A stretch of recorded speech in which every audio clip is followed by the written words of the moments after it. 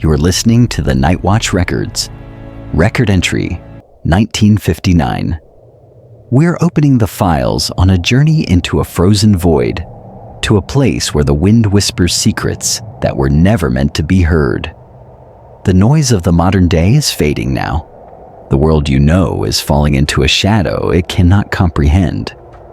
We're traveling back to the heart of the Soviet Union, a land of iron, vast forests, and mysteries buried under meters of snow. In the distance, the rhythmic clatter of a vintage train carves its way through a frozen landscape, heading toward the edge of the map. We are moving into the deep reaches of the Ural Mountains, a wilderness so thick that secrets stay buried for lifetimes. This isn't a mere legend. It's the true account of 9 souls who walked into the most unforgiving terrain on Earth. They were young, brilliant, and forged from the resilience of their era. Students from the Ural Polytechnic Institute who saw the mountains not as a threat, but as a challenge to be conquered. At their head was Igor Dyatlov. He was a man of quiet authority, a leader whose very presence promised they would make it back. Beside him walked Zinaida Kolmogorova. She was the fire of the group, a woman whose laughter echoed through the frost. In the grainy photos from those final days, you can still see the spark in her eyes, a hunger for the thrill of the climb. And then there was Semyon Zolotaryov. He was the outlier, older, a combat veteran of the Great War, his skin etched with tattoos that whispered of a past the others couldn't quite grasp. He was a man who had survived the worst of humanity, only to seek the absolute silence of the peaks. The journey began with songs and the simple comfort of shared bread on the train. But as the miles turned into days, the atmosphere shifted. Every step north was a step away from logic and a step closer to a mystery that would defy explanation for over 60 years. The world began to shrink as the pine trees, heavy with white powder, stood like ancient giants guarding the taiga. The sun became a pale, distant memory, eventually replaced by a sky the color of lead. By the time the group reached the base of Kolatsyakhl, the peak the local Mansi tribes called the Mountain of the Dead, the wind had turned into a low, guttural moan. It wasn't a breeze anymore. It was the mountain speaking. They made their final camp on an exposed, wind-swept slope. It was a choice that still haunts historians, setting up their tent in the open instead of seeking the safety of the woods just a mile below. As they crawled into their thin sleeping bags, huddled together while the temperature plummeted to 30 below zero, the world outside became white, silent, and entirely indifferent to their presence. They were 9 friends, tucked away in a small canvas tent, believing the mountain would let them pass. They had no way of knowing that something was waiting for the clock to strike midnight. They were together, and they were blissfully unaware that they were about to face the unthinkable.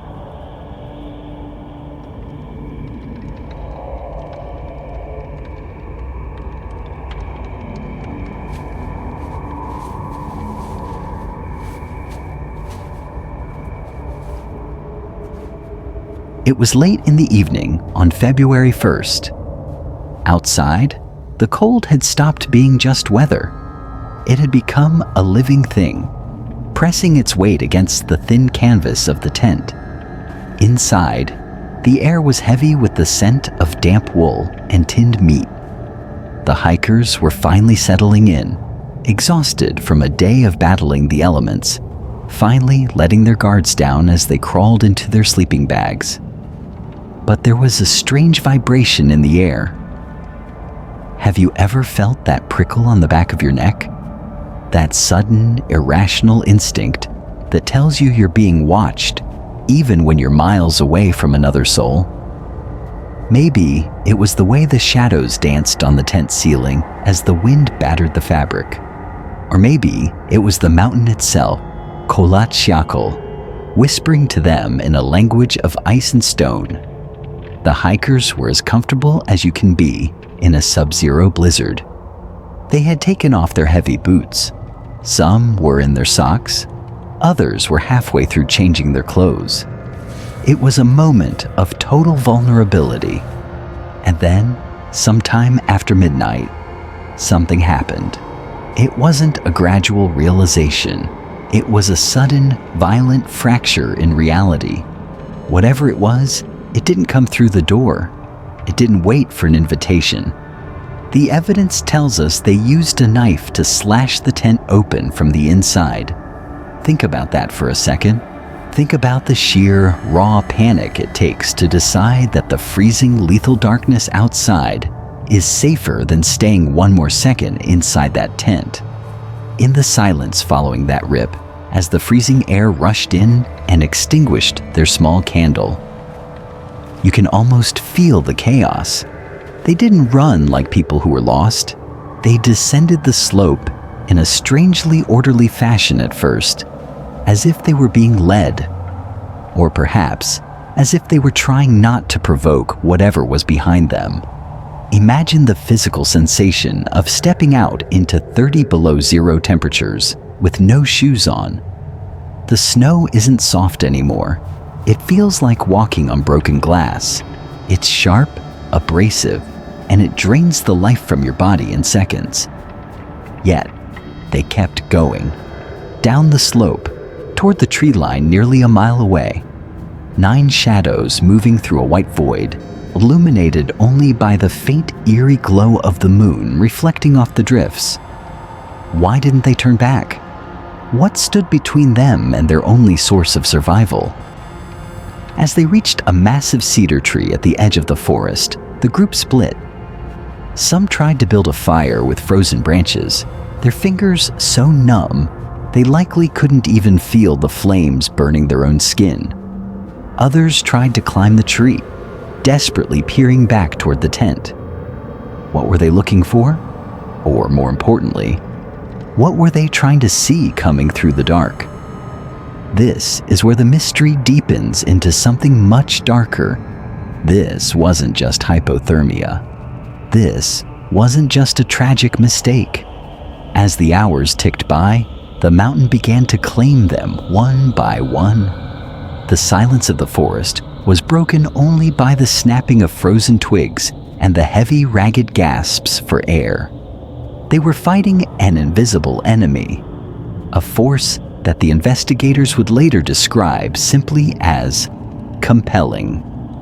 Stay under your covers. Feel the warmth of your room. Let the contrast between their frozen night and your peaceful one sink in.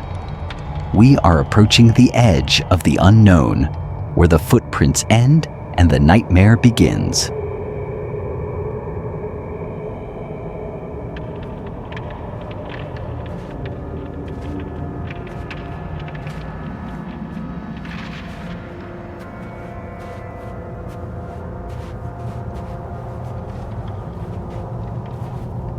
Morning broke over the Ural Mountains, but for 9 souls, the sun would never rise again.